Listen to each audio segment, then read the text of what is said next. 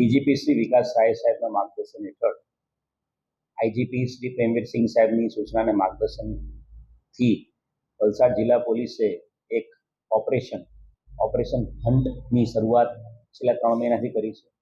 આ ઓપરેશન હન્ટની અંતર્ગત જિલ્લા પોલીસમાં જેટલા પણ તમામ પોલીસ સ્ટેશનોમાં જે નાસ્તા ફરતા આરોપીઓ છે, જે ગંભીર ગુનાના આરોપીઓ છે, એ તમામ આરોપીને પકડવા માટે દેશવ્યાપી અભિયાન ચલાવવામાં આવ્યું છે।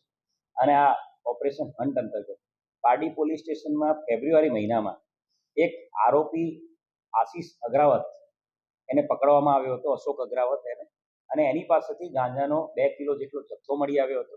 અને આ ગાંજાનો જથ્થો આપનાર પાલઘર નાણું વિસ્તારનો એક આરોપી ગફુર કરીમ શેખ એ છેલ્લા 5 મહિનાથી આ ગુનામાં વોન્ટેડ હતો।